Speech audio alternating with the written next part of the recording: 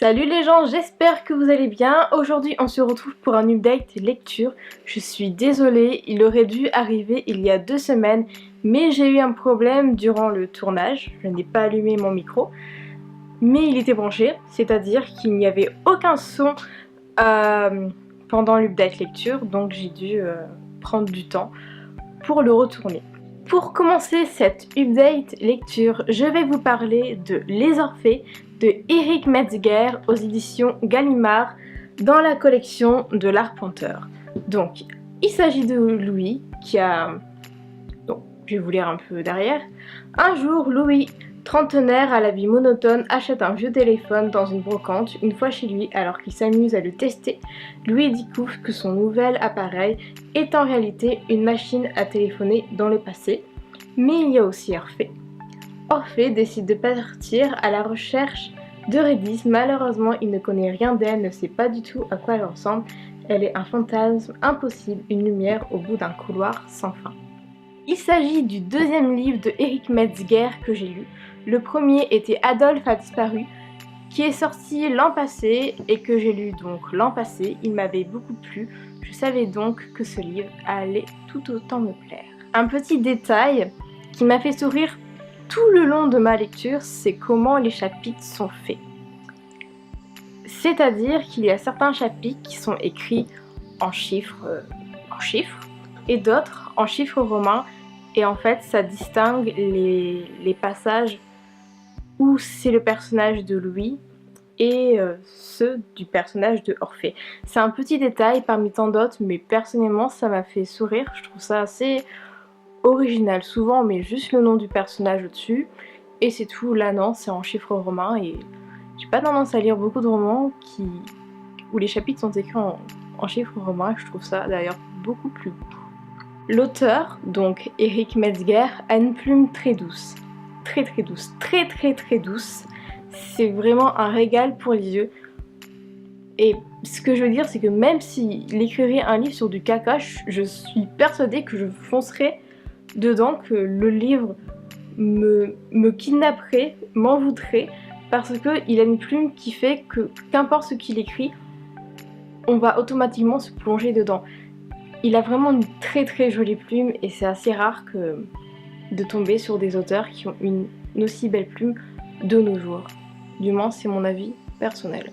Et pour finir, ce livre, je l'ai trouvé particulièrement émouvant, surtout en ce qui concerne l'histoire entre Louis et son père. Louis a perdu son père il y a quelques années parce qu'il est mort. Il le retrouve grâce à un vieux téléphone qui peut téléphoner dans le temps. Je trouve que c'est émouvant. J'ai trouvé vraiment cette connexion entre lui et son père émouvante. Enfin bref, tout ça pour vous dire que je vous conseille de lire Les Orphées de Eric Metzger parce que l'histoire est top, émouvante et que la plume d'Eric Metzger est géniale. Je pense que je l'ai d'ailleurs assez dit. Deuxième livre que je vais vous présenter, il s'agit de Fangirl de Rainbow Rowell aux éditions Castlemore, et je ne pense pas qu'en 2018 il est encore nécessaire de vous expliquer qu'est-ce que Fangirl, parce que dans tous les cas tout est dit dans le nom de ce bouquin. Et parmi les 3 livres de cette update lecture, je pense que c'est mon coup de cœur. Je ne pouvais plus faire patienter ce roman plus longtemps dans ma pile à lire. Dans ma palle, j'écris des fictions depuis que je suis petite. C'est ainsi que j'ai commencé à écrire et à lire d'ailleurs. Maintenant j'écris mes propres histoires, je vole de mes propres ailes, mais c'est comme ça que j'ai commencé à écrire, en écrivant des fanfictions, en lisant des fanfictions. C'était obligé que je l'achète, c'était obligé que je le lise rapidement. Les clins d'œil durant tout le roman envers les auteurs de fanfiction est un véritable bonheur pour mon petit cœur. Beaucoup ont commencé à écrire comme ça, dont moi, comme je l'ai dit précédemment. C'est pour ça que ça m'a fait plaisir. Le personnage principal passe de l'étape d'adolescence à jeune adulte. Elle passe par diverses épreuves pendant tout le long du roman, des épreuves pas forcément faciles. Elle passe d'histoires de droite à gauche à des histoires de famille, des histoires d'amitié, des histoires d'amour. À la fin du roman, on la voit changer. Elle passe d'une jeune fille renfermée sur elle-même, isolée de tous, à une jeune fille beaucoup plus ouverte. Pendant toute ma lecture, en compagnie du personnage, ou plutôt des romans de Simone Snow, roman fictif dans ce manuscrit, ça m'a fait penser à moi quand j'étais un petit peu plus jeune, donc ça date pas d'il y a 10 ans non plus, où j'écrivais des fanfictions sur un... Là c'était pas sur des romans mais sur un acteur que j'aimais beaucoup qui s'appelait Jan Sommerhager. Ça m'a fait un peu penser à moi, même si je suis pas allée très très loin dans mes fanfictions. Mais voilà, ça m'a fait sourire. Dites-moi d'ailleurs dans les commentaires si vous avez déjà écrit des fictions d'acteurs, chanteurs, de séries, de films, de livres, de ce que vous voulez. Une dernière chose à vous dire pour vous motiver à lire ce manuscrit, c'est qu'on a tous été fangirl ou fanboy un jour dans notre vie. J'en suis particulièrement persuadée et que donc tout fanboy ou fangirl qui se respecte devrait lire ce bouquin. Et maintenant le troisième livre dont je vais vous parler, il s'agit de The Mortal Instruments, les origines, le premier tome L'Ange mécanique de Cassandra Clare, aux éditions 12-21 sur Kindle, mais qui sinon bien entendu est aux éditions Pocket Jeunesse. Je pense pas que j'ai besoin de vous dire de quoi parle The Mortal Instruments. Il y a eu une série, il y a eu un film, c'est un succès je pense planétaire. Non, je pense franchement que c'est pas nécessaire que je vous parle vraiment de quoi ça parle. Puis en plus, il y a eu des sagas à côté, comme là, les origines, il y a eu aussi Renaissance. Enfin, voilà. Bien plus qu'heureuse je suis de me replonger dans The Mortal Instruments. J'avais adoré la saga d'origine, j'étais tombée amoureuse des personnages principaux, de Jace, de Magnus, de Alec, de tout le monde. Et là, c'est une saga à côté, une saga dérivée, si on peut dire ça comme ça. Et franchement, j'ai eu le sourire durant toute ma lecture.